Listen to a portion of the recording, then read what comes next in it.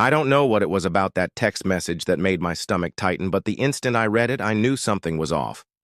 Sweetheart, please come over at 7.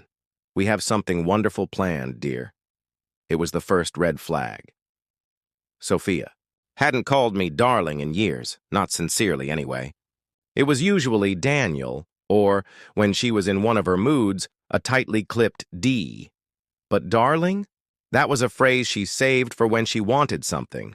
And something exceptional. Yep. I understood exactly what that meant. It never meant good. It never meant a considerate surprise. Or a warm, emotional moment between us.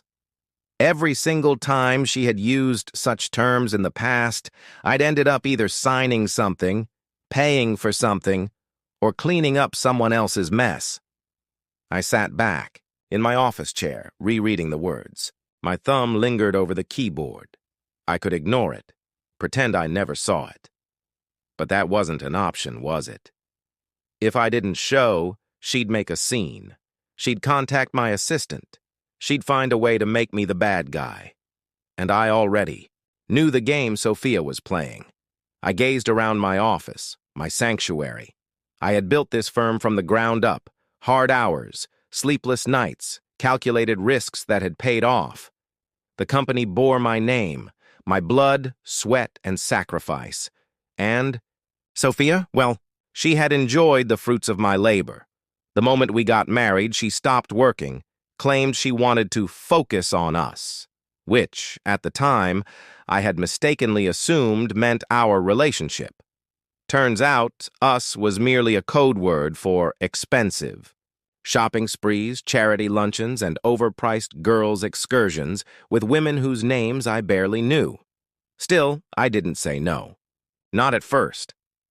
I wanted to be the provider, the husband who gave his wife the world, and maybe that was my worst mistake.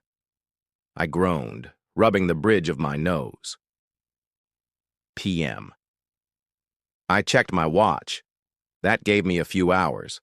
A few hours to decide if I was going in blind or walking in with my eyes wide open. I pulled up my phone and called Mark, my longest and most reliable friend. You free tonight?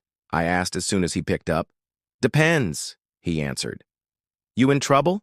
I let out a dry chuckle, something like that. Mark had been around long enough to witness my marriage go from passion to tolerance to cold, quiet anger. He never said I told you so, but I knew he wanted to.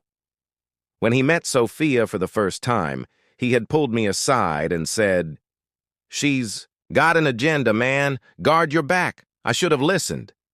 Tell me what's wrong, he said. I gave him the short version, the text, the unexpected warmth, the special plans. He let out a low whistle. That woman never does anything without a motive. You think she's got something cooked up? She usually does. You need backup? I hesitated. Not yet. But stay by your phone. If I need an exit strategy, I'm calling you. You got it, he said. And then, after a pause, Dan, be careful. She's not dumb. She's desperate. And that was the problem.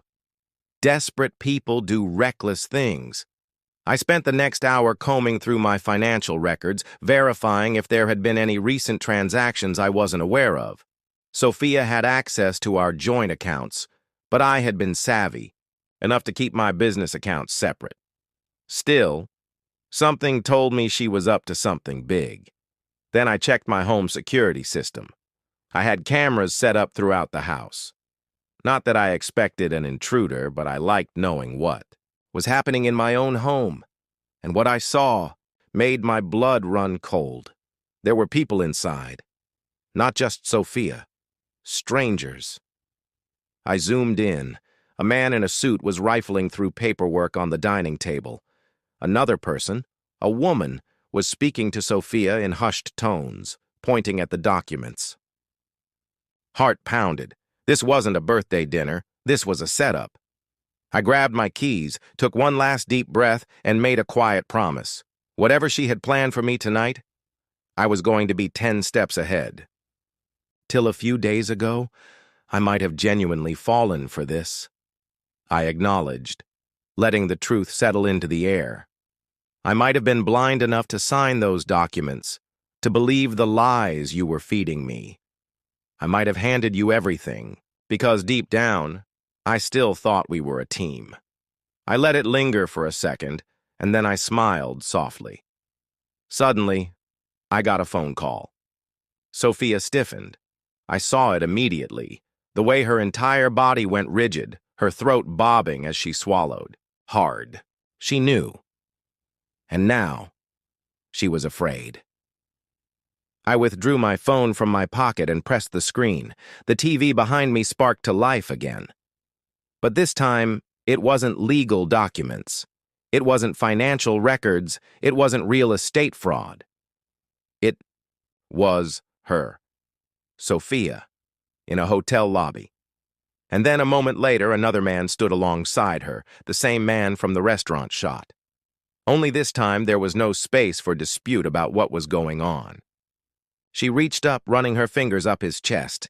He leaned in, his hands sliding around her waist. Then she kissed him. Gasps exploded around the room. Someone actually dropped their drink. Sophia wavered on her feet. You had me followed?" she whispered. I smiled. "Of course I did." She reeled back like I had hit her. I kept going. "You thought I was an idiot, didn't you? Thought I wouldn't notice the sudden late evenings? The business meetings that never existed?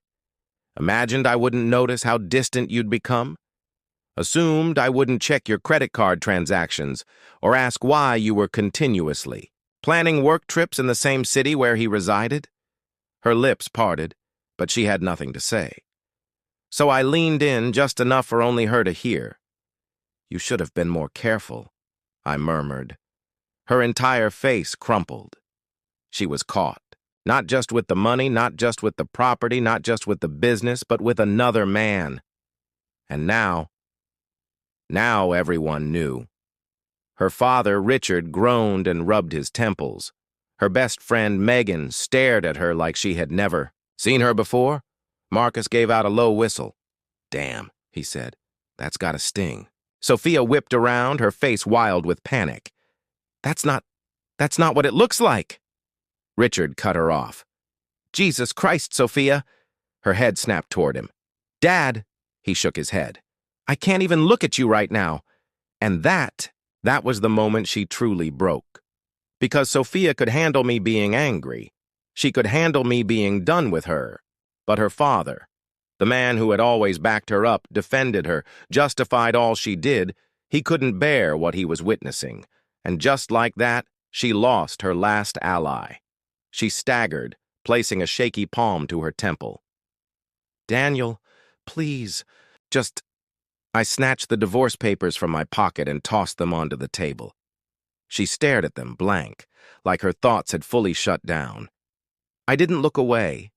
"Sign them." She let out a hollow chuckle. "You can't be serious." I crossed my arms. "Oh, I'm dead serious." She looked around as if searching for someone to step in and save her. No one did. Not her father. Not her friends. Not the visitors who had come here expecting a party. They were all watching her drown. She turned back to me, eyes burning. "If you think I'm walking away with nothing..." I held up a single finger. She froze. "Actually," I said, keeping my voice calm, "that's exactly what's going to happen." Her breath hitched. "You're not getting the house," I continued. "You're not getting the business. You're not getting a damn cent from me." She let out a bitter laugh, grasping at straws now. "You really believe a judge would let you walk away clean?" I grinned. "No, but a judge will be very interested in your attempts at fraud, theft, and real estate manipulation." Her entire body went still. And then I leaned in for the final blow. "Not to mention," I added, "the bit where I have video proof of you committing adultery." Her face turned utterly blank. Then her legs buckled. She caught herself on the table, shivering. I tilted my head. "You still think I'm bluffing?" Silence. She knew I had won. I took the pen and placed it on top of the papers. Then I stepped back and waited. She stayed there, frozen. And after a long, uncomfortable pause, she grabbed the pen and signed her name at the bottom of the divorce paperwork. Her hand trembled as she wrote. She knew there was no coming back from this. The weight of what she had lost piled onto her shoulders like a physical force, pressing down, crushing her under the weight of her own greed. The stillness in the room was oppressive. No one hurried to comfort her. No one defended her. Not even Richard. And when she lifted her gaze to me, there was no more wrath, no more venom, simply defeat. But I wasn't done. Not yet. I checked the signature and placed the documents back into my folder like I had just finished a commercial deal. Which in a way I had. Sophia let out a bitter, broken chuckle. "That's it?" she whispered.